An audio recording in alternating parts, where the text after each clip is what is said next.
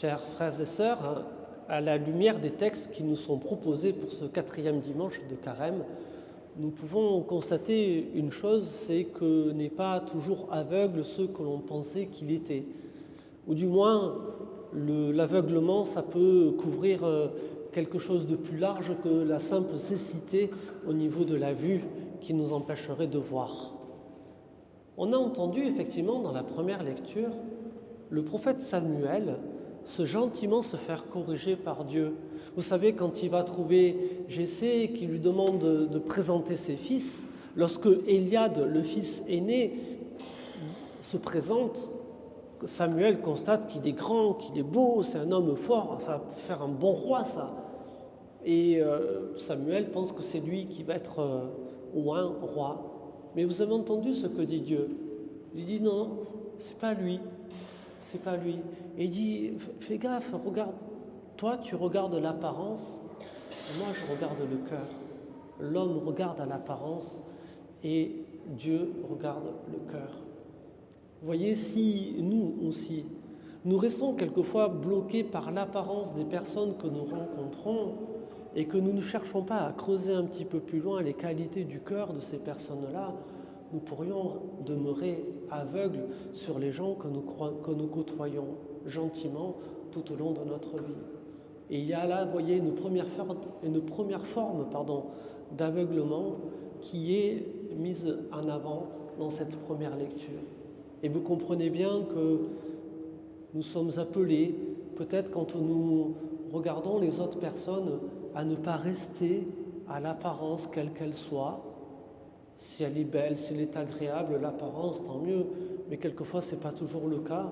Mais est-ce pour autant que la personne qu'on a en face de nous n'a aucune qualité, n'a pas de choses à nous apporter, n'a pas de choses à nous donner? Vous voyez? Et ça, c'est important de prendre le temps, peut-être dans les relations, de discerner tout ce que nous pouvons nous donner les uns les autres dans ce que le Seigneur nous permet de vivre aussi au niveau de la foi et de ce que nous sommes. Ensuite, nous avons ce passage de l'Évangile où là, on a un vrai aveugle, celui qui ne voit rien et depuis sa naissance. Sacré handicap au passage. Et puis, il va rencontrer Jésus-Christ qui va déployer des gestes assez étonnants, faire de la boue, l'appliquer sur les yeux, l'envoyer à la piscine de Siloué, à la fontaine de Siloué pour qu'il se lave, voilà, avec tout un rituel à faire là. Et une fois qu'il va se laver les yeux, hop, il va retrouver la vue, donc là, l'usage de la vue. Donc là, il est guéri de sa cécité. Et puis, ça va interpeller beaucoup de gens autour de lui, comme on l'a entendu tout à l'heure. Et là va apparaître, vous voyez, une autre forme d'aveuglement, celle des pharisiens. C'est grave ce qu'ils font, les amis. Vous avez entendu ces pharisiens qui disent que tout le monde est pécheur. L'aveugle, il est pécheur depuis sa naissance. Tu es tout entier dans le péché depuis ta naissance. On considère que Jésus, il est pécheur parce qu'il ne respecte pas le Shabbat. Tout le monde est pécheur, sauf eux. Ça vous dit quelque chose, ça? Hein? C'est terrible, ça. Hein? Ça me fait penser, vous savez, quand on est gamin, on fait des bêtises, on dit « c'est pas moi, c'est lui. C'est pas moi, c'est elle. C'est jamais nous. » Nous, on est parfait. Vous voyez? Ça, c'est redoutable. Quelle forme d'aveuglement, chers frères et sœurs. Et j'espère que le Seigneur nous garde de cela, s'il vous plaît. Que nous soyons... On n'est pas parfait, c'est pas possible. Mais vous voyez, qu'on sache voir le péché chez les autres, c'est une chose, mais sachons aussi balayer à notre porte, s'il vous plaît. Sachons voir les nôtres aussi de faute. Et ne pas prétendre que le péché, il est partout ailleurs, sauf chez moi. Ça, c'est redoutable comme manière de voir les choses. Voilà. Et là, il y a un aveuglement aussi dont nous pourrions peut-être guérir. Ce qui est intéressant aussi, c'est, vous voyez, le fait de voir, et c'est pas qu'une question d'usage de la vue, c'est une question de foi aussi. Et vous avez bien vu comment cet homme qui était aveugle de naissance, guéri par le Christ, va évoluer dans sa manière de considérer Jésus-Christ. Au début, il va en parler comme d'un homme. L'homme qu'on appelle Jésus m'a mis de la boue sur les yeux et m'a dit va te laver à la fontaine. Et puis quand, sous la pression un petit peu des pharisiens, on va l'interroger, on va lui dire mais c'est qui pour toi Jésus? Et là vous voyez le Christ il va prendre un autre statut et l'aveugle va dire, enfin l'ancien aveugle, c'est un prophète. C'est important déjà.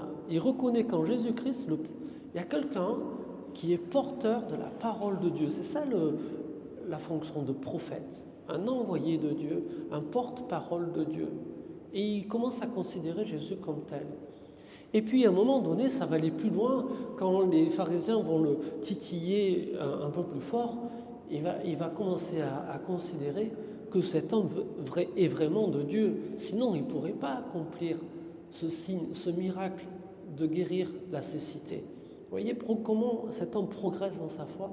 Et lorsqu'après, en ressortant de chez les pharisiens, il tombe sur Jésus, Jésus lui dit, crois-tu au Fils de l'homme? Et qui est-il? Il est là, devant toi.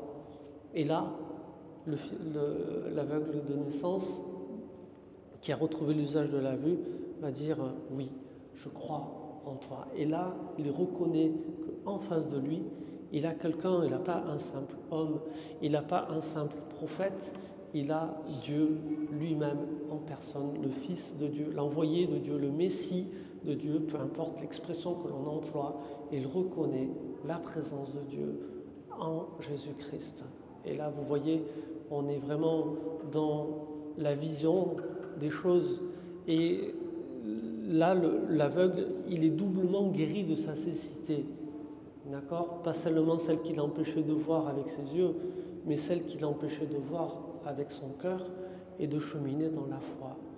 Alors, fort de ce beau passage qui nous est proposé en ce 4e dimanche de Carême, chers frères et sœurs, on nous invite à prier très fort, nous aussi, pour que le Seigneur nous guérisse de toutes les cécités qui pourraient nous empêcher de voir déjà le cœur des autres personnes, et puis toutes ces cécités qui pourraient nous empêcher de croire aussi en Jésus-Christ, en Dieu, peut-être toutes ces cécités qui demeurent en chacun de nous. Pour faire cette demande et pour clôturer cette réflexion, on nous invite à reprendre un petit chant de Sainte Thérèse d'Avila, qui disait « Je veux voir Dieu, le voir de mes yeux, joie sans fin des bienheureux, je veux voir Dieu ». On va le chanter ensemble, si vous voulez bien. Je veux voir Dieu, le voir de mes yeux, joie sans fin des bienheureux.